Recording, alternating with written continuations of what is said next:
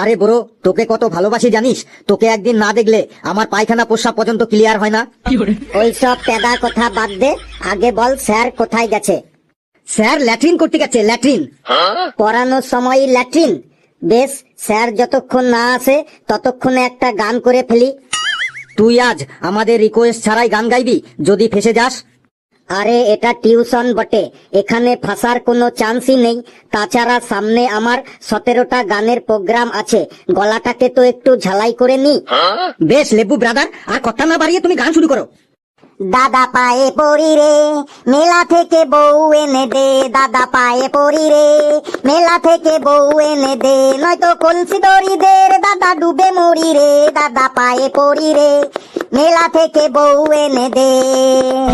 তুই তো দাদা বউকে নিয়ে সুখে করিস ঘর, আর আমি বউ চাইলে দাদা গালে মারিস চর। তুই তো দাদা বউকে নিয়ে সুখে করিস ঘর, আর আমি বউ চাইলে দাদা গালে মারিস চর। দাদা পায়ে পড়ি রে, মেলা থেকে বউ এনে দে। দাদা পায়ে পড়ি রে, মেলা থেকে বউ এনে দে।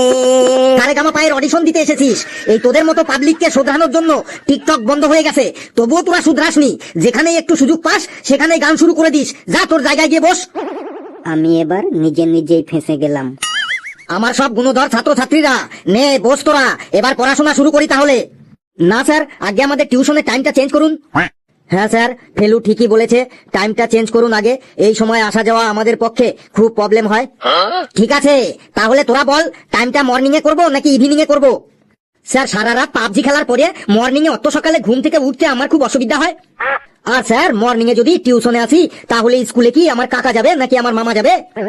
ইম্পসিবল স্যার, মর্নিং এ তো কোনো মতেই হবে নাই। মর্নিং এ পায়খানা প্রস্রাব করার থাকে, তারপর খাওয়া দাওয়ার ব্যাপারটা থাকে। মর্নিং এ তো কোনো মতেই হবে নাই। তাহলে তোরা এক কাজ করবি, স্কুল থেকে ডাইরেক্ট টিউশনে চলে আসবি। স্যার, আপনি কি আমাদের পাগল করতে চাইছেন? স্কুলে এত পড়াশোনার পরে ডাইরেক্ট টিউশন? আপনি তো দেখছি আমাদের একদম পাগল করে ছাড়বেন। স্যার, স্কুলে এত চাপের পরে ডাইরেক্ট টিউশনে এলে তো দুদিনেই আমাদের মাথায় টাক পড়ে যাবে। না স্যার, এইটো একদম ইম্পসিবল। স্কুল থেকে বাড়িতে এসে আমরা পায়খানা প্রস্রাব করি, তারপর হালকা করে টিফিনটো করি। আপনি কি চাইছেন টিউশনের চক্করে পড়ে আমাদের পায়খানা প্রস্রাব টিফিন খাওয়া সব বন্ধ করে দিই? তাহলে এক কাজ কর, তোরা স্কুল ছুটি হবার 2 ঘন্টা পরে আসবি, ঠিক 4টের সময়। স্যার, এটাই সব থেকে ভালো টাইমিং স্যার, বিকেল 4টের সময়ই আসবো স্যার। এটা আবার কি বলছিস হাবলু? 4টের সময় ঠিক হবে?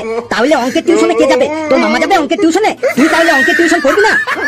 এই হাবলু, তুই ম্যাথ পরীক্ষায় কত পেয়েছিলি আগে বল?